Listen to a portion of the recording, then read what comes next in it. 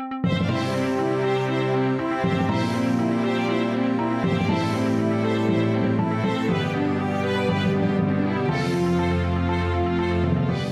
up, Taiwan? I'm Louise with news from here in Taiwan and around the world. Taiwan has signed a deal with Eswatini to help the country build an oil storage facility. The project would help the African country improve its energy security. Eswatini is looking to build a facility big enough to store 30 days' worth of oil reserves.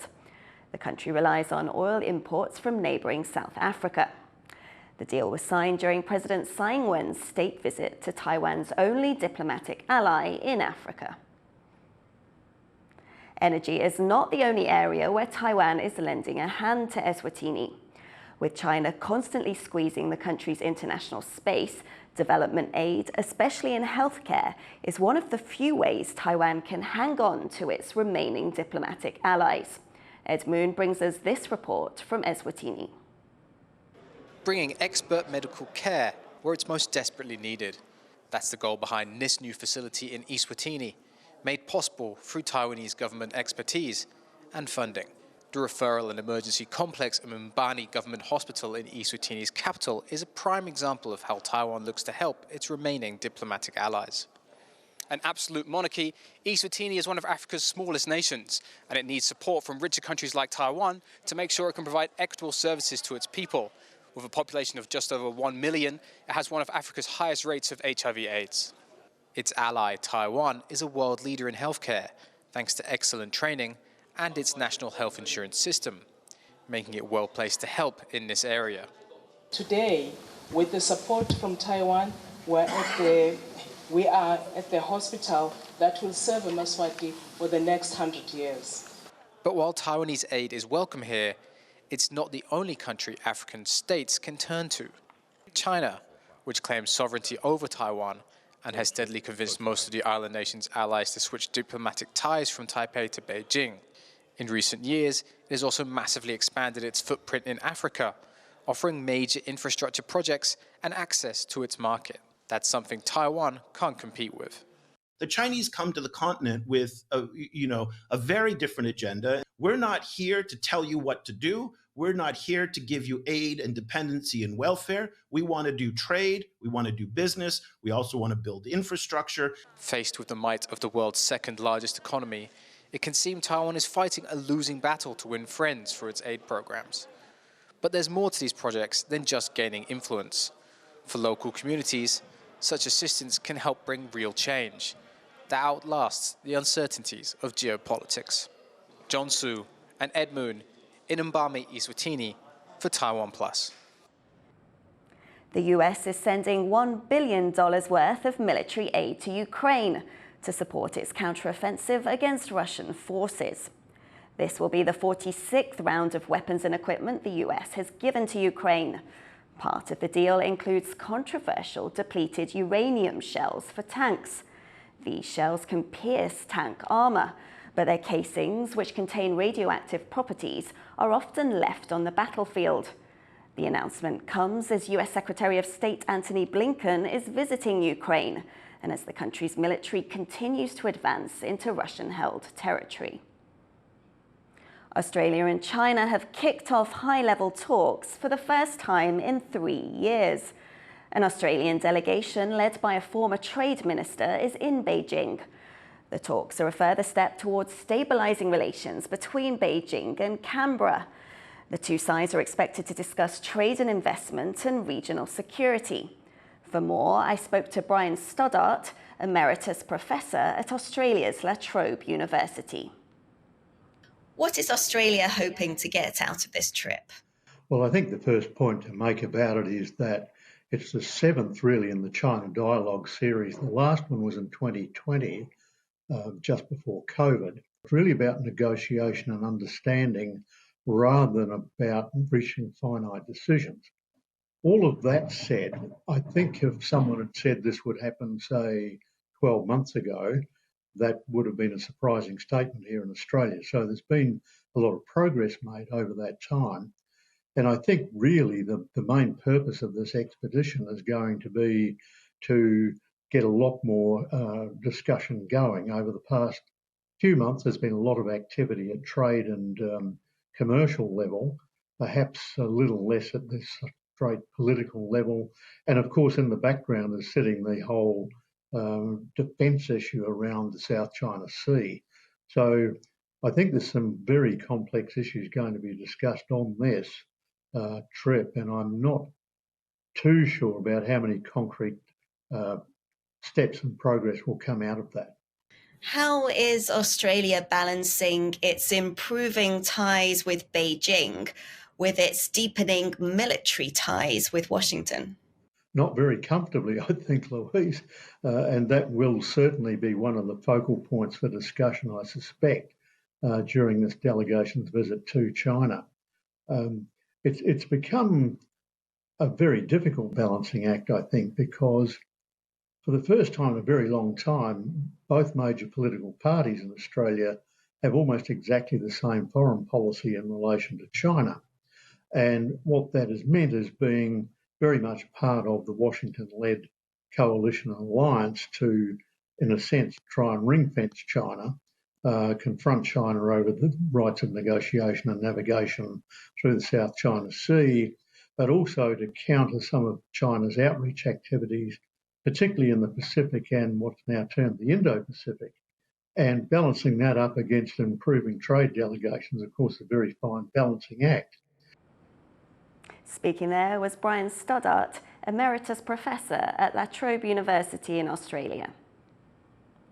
A US lawmaker wants his country to end all tech exports to Chinese electronics giant Huawei. Republican Congressman Mike Gallagher made the call after a new Huawei smartphone went on sale. Gallagher says the chip used in that phone may violate US trade rules and threaten national security.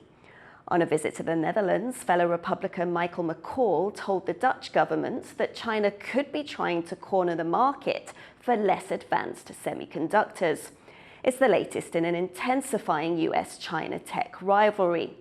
Earlier, the Wall Street Journal reported that China has banned the use of iPhones by government officials at work. With Taiwan's population aging rapidly, demand for related goods and services is climbing. Rick Glowett was at an industry expo showcasing this growing sector. More than 30,000 people are expected to attend this long-term care expo in Taiwan's capital, Taipei. Looking after the elderly is $1 trillion business worldwide. And it's particularly important for a place like Taiwan, which is set to become a super-aged population by 2025. That means more than 20% of the population will be aged over 65. How to look after the country's elderly has become a hot political issue, with candidates in the upcoming presidential elections weighing in on the issue. Today here at the Expo is Lai Ching-te.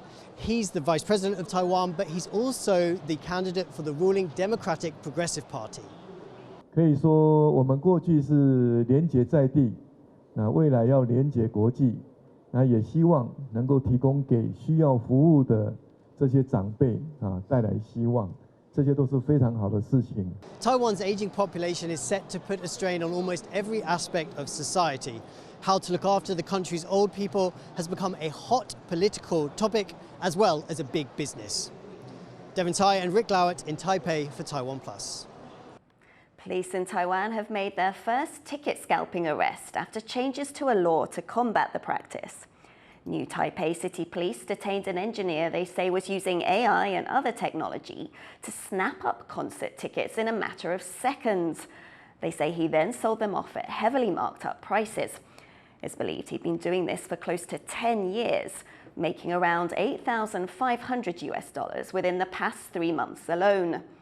Under a law amended in May, scalpers can be sentenced to up to 3 years in prison. White-collar workers in Taiwan are unhappy with their pay. A survey by a local job bank says 90% of office workers are dissatisfied with their salaries. That's a 5-year high. 75% say they won't be getting a pay rise this year. 25% say they haven't seen a rise in 5 years. The government is expected to increase the minimum wage this week, but the job bank says that won't affect most people. 大多数的上班族还是认为说，调高基本薪资对于自己的薪资水准是没有帮助的，甚至可能压缩到他们既有的奖金。市场预期加薪之后呢，可能会带来通膨的效果会更加的明显。The rising cost of living has slowed the post-pandemic recovery of Taiwan's tourism sector. People in neighbouring countries like Japan and South Korea, markets the industry depends on, are staying away. John Van Trieste reports. Night markets like this one are a big draw for visitors, offering a carnival atmosphere and some of the country's best food all in one place. But they're seeing fewer tourists from abroad these days, even though COVID-19 restrictions are long gone. That's because people from some of Taiwan's neighboring countries are not returning here in the same numbers as before. In 2019, just before the pandemic, Japanese tourists accounted for almost 20% of visitors, second in number only to those from China. But these days, the monthly number of Japanese tourists isn't even a third of what it was. The number of South Korean visitors, another key market, is also down.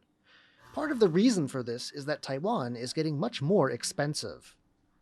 The Consumer Price Index went up more than 2% in August, and hotels are one place where consumers will feel the results.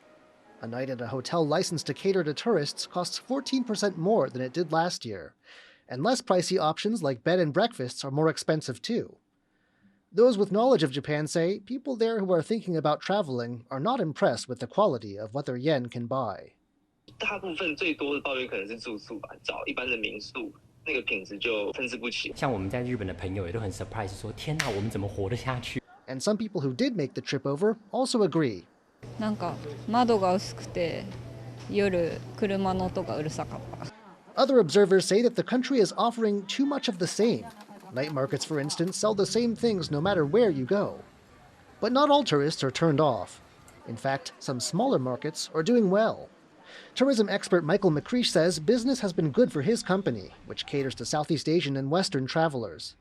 He says with the right package, like an adventure tour or trek to a unique place, the added costs can be worthwhile for visitors. We have to, as a tourism industry, build a better product and provide greater value so that visitors, when they come here and they spend this amount of money on these kind of once-in-a-lifetime trips, they feel like they're getting the value for it. There are hopes of attracting 6 million visitors this year.